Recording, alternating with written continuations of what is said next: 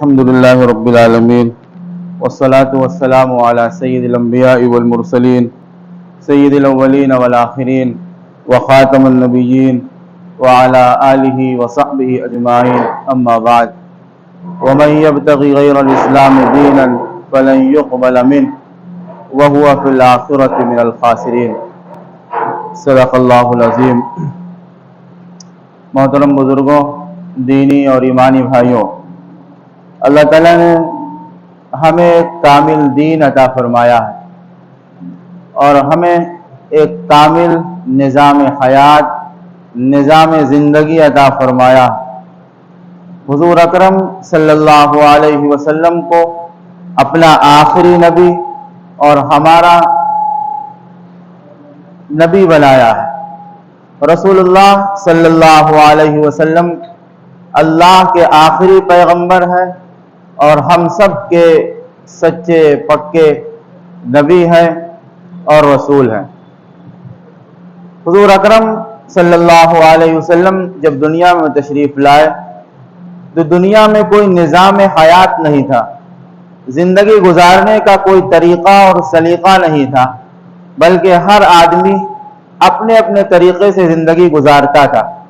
کوئی قانون نہیں تھا۔ ایسا نہیں ہے کہ آپ سے پہلے اس دنیا میں کوئی قانون شریعت نہیں اترا تھا، بلکہ آپ سے پہلے جتنے پیغمبر آئے وہ اپنا ایک قانون، اپنی ایک شریعت اور حکم الہی لے کر آئے، لیکن جب اللہ کے آخری پیغمبر آئے تو وہ سارے قانون اس وقت بدل چکے تھے، ان میں تحریف کر دی گئی تھی، ان میں تبدیلی کر دی گئی تھی۔ آپ صلی اللہ علیہ وسلم جب دنیا میں تشریف لائے تو آپ ہی نے ارشاد فرمایا کہ ان اللہ نظر الی اہل الارض فمقتهم عربهم وعجمهم الا بقایا بعض اہل الکتاب، کہ اللہ تعالیٰ نے زمین والوں پہ نظر ڈالی، زمین والوں کو دیکھا تو اللہ کو زمین والوں سے گھن محسوس ہوئی، زمین والوں سے یوں کہیے کہ نفرت محسوس ہوئی، لیکن اللہ کی رحمت اللہ کے غضب پہ غالب آ گئی۔ اللہ جس طرح رحیم ہے اسی طرح جبار بھی ہے، قہار بھی ہے، لیکن اس کی رحمت اس کے غصے پہ غالب آ جاتی ہے۔ تو اللہ کے پیغمبر صلی اللہ علیہ وسلم ارشاد فرماتے ہیں کہ اللہ نے زمین والوں کو دیکھا تو اللہ کو زمین والوں سے گھن محسوس ہوئی، نفرت محسوس ہوئی، سوائے بعض اہل کتاب کے، بعض یہود و نصارہ کے جو اپنے پرانے دین پر تھے، ان کے علاوہ اللہ کو سب سے نفرت محسوس ہوئی، لیکن اللہ کی رحمت اللہ کے غضب پہ غالب آ گئی اور اللہ نے اپنے آخری پیغمبر صلی اللہ علیہ وسلم کے بھیجنے کا فیصلہ فرما لیا۔ جب آپ صلی اللہ علیہ وسلم دنیا میں تشریف لائے تو ایک نظام حیات لے کر آئے، ایک نظام زندگی لے کر آئے، ہر ایک کے لیے زندگی گزارنے کا ایک طریقہ اور سلیقہ لے کر آئے، ایک دین لے کر آئے جس کو قرآن اور ہم سب اسلام کہتے ہیں۔ الیوم اکملت لکم دینکم واتممت علیکم نعمتی ورضیت لکم الاسلام دینا۔ ہم نے اسلام کو آپ کے لیے دین بنا دیا۔ اللہ کہتا میں اسے دین بنا کر راضی ہو گیا۔ اسلام کیا چیز ہے؟ فرمایا ای الاسلام، اسلام کیا چیز ہے؟ اسلام کسے کہتے ہیں؟ فرمایا گیا اسلام نام ہے فرما برداری کا، اسلام نام ہے اطاعت گزاری کا، اور مسلمان اسے کہتے ہیں جو فرما بردار ہو، جو اطاعت گزار ہو۔ اسلام کس کا اطاعت گزار ہو اور کس کا فرما بردار ہو؟ فرمایا اطیعوا اللہ و اطیعوا الرسول، اللہ کا فرما بردار ہو اور اللہ کے رسول صلی اللہ علیہ وسلم کا فرما بردار ہو۔ اللہ کا فرما بردار ہو، اللہ کا اطاعت گزار ہو اور اللہ کے پیغمبر صلی اللہ علیہ وسلم کا اطاعت گزار ہو۔ ہمیں غور کرنا ہے کہ ہم مسلمان ہیں، کیا واقعی ہم رسول اللہ صلی اللہ علیہ وسلم کی اطاعت گزار ہیں؟ کیا واقعی ہم اللہ کے اطاعت گزار ہیں؟ ہم مسلمان ہیں لیکن قانون شریعت پر ہمیں اعتراض ہے۔ ہم مسلمان ہیں، نام بھی ہمارا مسلمان ہے، شمار بھی ہمارا مسلمان ہی میں ہوتا ہے، لوگ ہمیں مسلمان نام ہی کے ذریعے پکارتے ہیں، لیکن ہمیں قانون حجاب پر اعتراض ہے،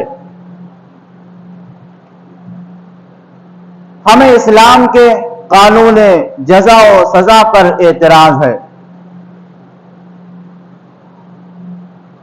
ہمیں رسول اللہ صلی اللہ علیہ وسلم کی پیروی سے اعتراض ہے۔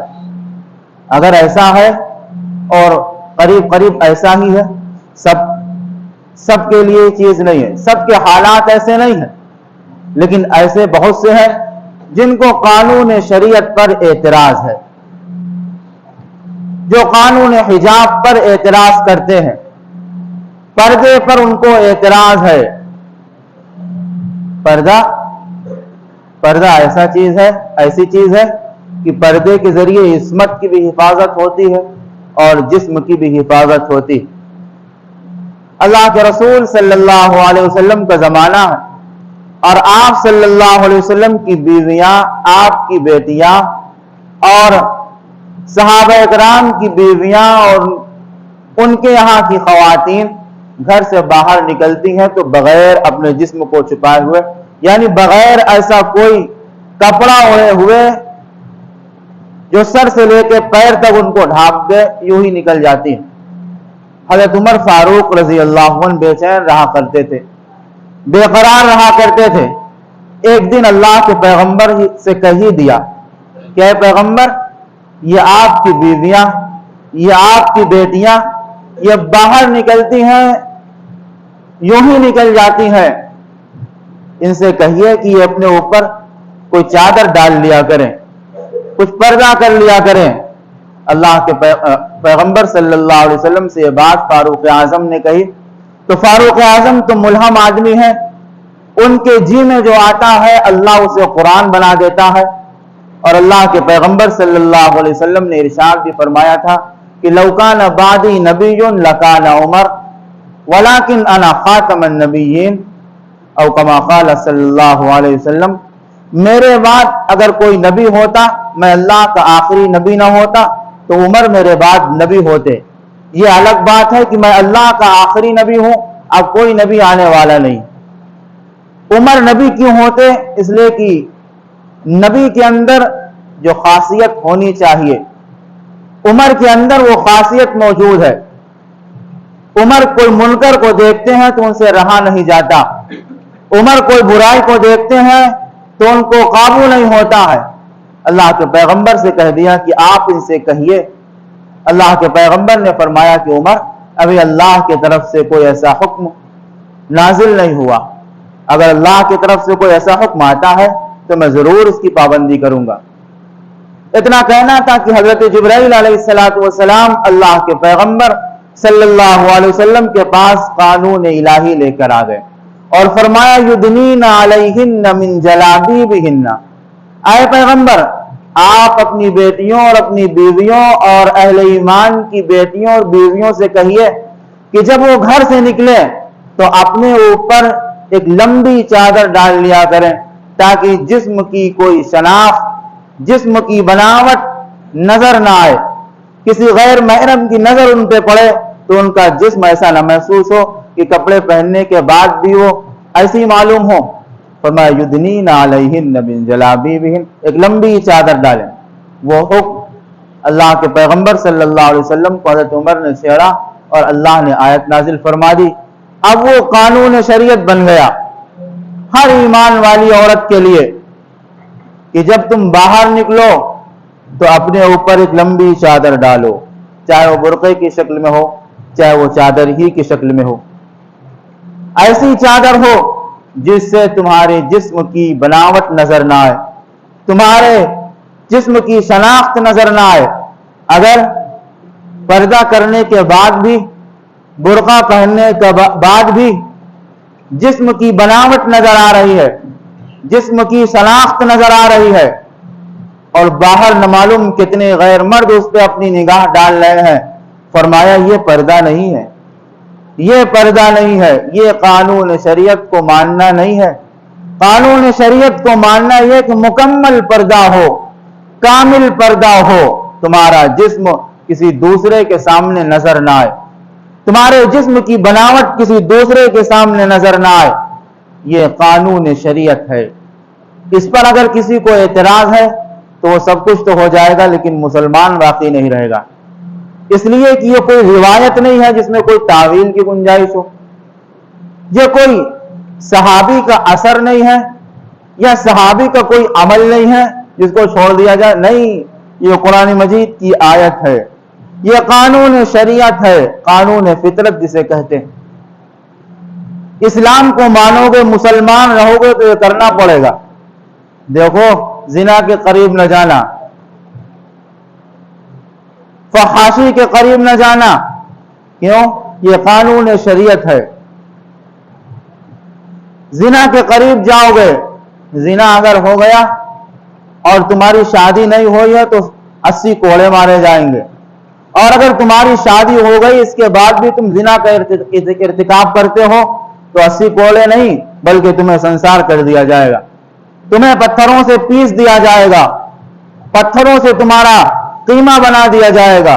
اگر اس پہ کسی کو اعتراض ہے تو مسلمان نہیں، اور جب تمہیں پتھر سے پیسا جائے گا یا تمہیں جب کوڑے مارے جائیں گے تو چھپ کر نہیں، کہیں آڑ میں نہیں، کہیں کنارے کمرے کسی کے گھر میں نہیں، بلکہ چوراہے پر تمہارے ساتھ یہ عمل برتا جائے گا، تاکہ دنیا دیکھے اور اس سے ڈر جائے، خوف کھا جائے کہ اگر میں نے یہ کام کیا تو میرے ساتھ بھی عمل ہوگا، میرے ساتھ بھی یہ کیا جائے گا۔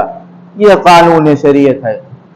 اگر اس سے کسی کو اعتراض ہے تو وہ مسلمان نہیں۔ قانون شریعت یہ ہے کہ جب اذان مسجد میں ہو جائے تو مسجد کی طرف چل پڑو۔ جمعہ کے بارے میں کیا کہا گیا؟ یا ایھا الذین آمنوا اذا نودی للصلاۃ من یوم الجمعہ فاسعوا الی ذکر اللہ وذروا البیع۔ کیا لوگوں، جب جمعہ کی اذان ہو جائے، مؤذن جب پکار دے تو اپنے گھر اپنے کاروبار کو چھوڑ دو بلکہ جمعہ کے لیے چل پڑو۔ وذروا البیع، خرید فروخت کو چھوڑو، اللہ کی طرف سے پکار آ گئی، اللہ کے گھر سے بلاوا آ گیا۔ جب اللہ کے گھر سے بلاوا آ گیا تو اب سب کچھ چھوڑو، جمعہ کے لیے چلو، جمعہ پڑھنے کے لیے، نماز پڑھنے کے لیے چلو۔ اگر نہیں جاتے ہو، دیر کرتے ہو، یا تمہیں اس پر اعتراض ہے تو تم سب کچھ ہوگو لیکن مسلمان نہیں ہوگے۔ اگر اعتراض ہے، اور علماء نے لکھا ہے کہ جو قرآن میں کہا جا رہا ہے اذا نودی للصلاۃ، نماز کے لیے بلائے گے، تو اس سے مراد پہلی اذان ہے، خطبے والی اذان نہیں ہے۔ اس سے مراد پہلی اذان ہے، خطبے والی اذان مراد نہیں ہے۔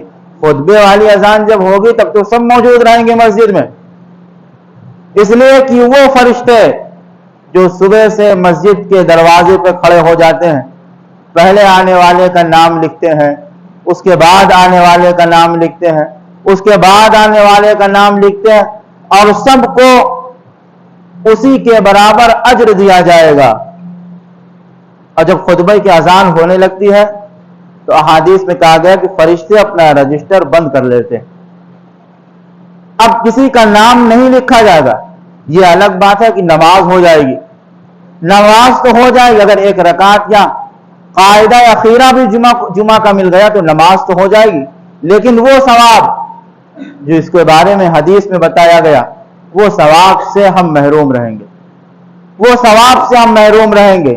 یا اللہ، جمعہ کا دن ہے، اس کے باوجود بھی ہم اس ثواب سے محروم رہ گئے تو اس سے بڑی محرومی ہمارے لیے کیا ہوگی۔ تو میں نے بات یہاں شروع کی تھی کہ اسلام کیا چیز ہے، اسلام کسے کہتے ہیں؟ فرمایا کہ اسلام نام ہے فرمانبرداری کا، اطاعت گزاری کا، اور مسلمان اسے کہتے ہیں جو فرمانبردار ہو، اطاعت گزار ہو اپنے اللہ کا اور اپنے رسول کا، اللہ کی بھی اطاعت کرے رسول اللہ صلی اللہ علیہ وسلم کی اطاعت، رسول اللہ کی بھی اطاعت۔ اطاعت کسے کہتے ہیں؟ فرمایا کہ جو حکم رسول دے اس کو برت لو، جو رسول کہیں اس کو مان لو۔ جب رسول کی طرف سے کوئی حکم آ جائے تو اس میں اپنی عقل مت چلانا، اس میں اپنی عقل مت دوڑانا، بلکہ رسول کا جو فیصلہ آئے اس کو مان لو۔ فیصلہ کیسے مانا جاتا ہے رسول کا؟ چاہتے ہوئے کہ نہ چاہتے ہوئے؟ چاہتے ہوئے مانو گے تب رسول کی اطاعت شمار ہوگی، نہ چاہتے ہوئے مانو گے تو رسول کی اطاعت نہیں شمار ہوگی، بلکہ یہ تمہاری من مرضی شمار ہوگی، اس کا کوئی ثواب نہیں ملے گا۔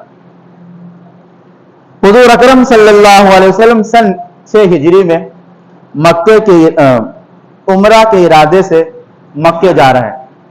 راستے میں حدیبیہ کے مقام پر مکے والوں نے روک لیا، کہا آپ عمرہ کر لے، مدینے نہیں آ سکتے، آپ جائیے، واپس جائیے۔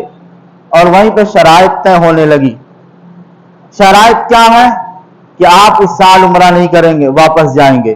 اگلے سال جو عمرہ کرنے آئیں گے تو 3 دن سے زیادہ مکے میں نہیں رکیں گے اور اپنے ساتھ ہتھیار نہیں لائیں گے۔ اور ایک شرائط یہ بھی، ان شرطوں میں ایک شرط یہ بھی تھی کہ آپ کی طرف سے اگر کوئی نعوذ باللہ مرتد ہو کے مکے آتا ہے تو ہم اس کو آپ کے حوالے نہیں کریں گے، اپنے پاس رکھیں گے۔ اور مکے سے اگر کوئی مسلمان ہو کر اسلام قبول کر مدینے آتا ہے تو آپ کو واپس کرنا پڑے گا۔ یہ تحریر طے ہو گئی اور اس پر رسول اللہ صلی اللہ علیہ وسلم نے دستخط کر دی۔ ایسا محسوس ہو رہا تھا کہ آپ دب کر صلح کر رہے ہیں۔ فاروق اعظم بے قرار ہو گئے، بے چین ہو گئے، فوراً اپنے پیغمبر صلی اللہ علیہ وسلم کے پاس پہنچے اور فرمایا الست نبی اللہ حق، اے پیغمبر کیا آپ اللہ کے سچے رسول نہیں ہیں؟ کیا ہم حق پر اور ہمارا دشمن باطل پر نہیں ہے؟ فرمایا عمر تم کیا کہہ رہے ہو؟ یہ بالکل سچی بات ہے، ہم اللہ کے نبی ہیں اور ہم حق پر ہیں، باطل دشمن ہمارا باطل۔ فرمایا جب ہم حق پر ہیں اور دشمن ہمارا باطل پہ ہے تو ہم یہ شرائط کیسے مان لیں؟ یہ شرط ہم کیسے قبول کر لیں؟ فرمایا عمر یہ اللہ کا حکم ہے اور رسول اللہ کا حکم ہے، اور اللہ کا رسول اس حکم کو مانتا ہے، بتاؤ تم مانتے ہو کہ نہیں؟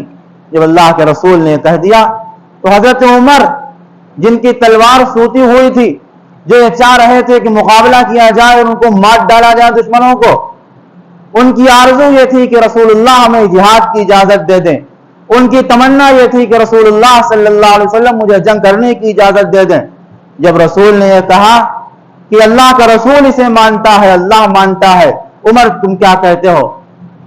جب یہ نکلا کہ رسول مانتے ہیں تو وہ تو اطاعت گزار ہے، کامل اطاعت گزار ہے، فرما بردار ہے، ساری تمنائیں خون ہو گئیں، سارا غصہ وہیں پہ تھم گیا، ساری آرزویں اور چاہتیں وہیں پہ پانی ہو گئیں، اور فرمایا کہ جب آپ راضی ہیں تو ہم بھی راضی ہیں۔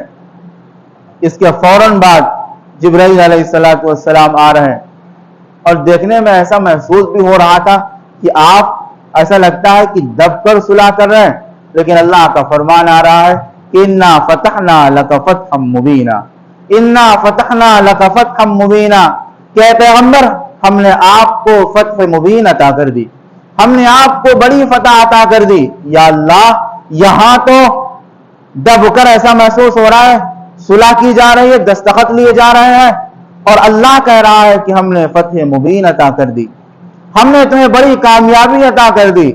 اللہ تو عالم الغیب والشہادہ ہے، اللہ تو اگلی بات کو بھی جاننے والا ہے، اور جو پیچھے بات گزر گئی ہے اس کو بھی خوب جانتا ہے۔ قیامت تک کتنے آدمی آنے والے ہیں، ان آدمیوں میں سے وہ کیا کیا کریں گے، اس کا علم اللہ کے پاس ہے، اور روز اول ہی سے ہے۔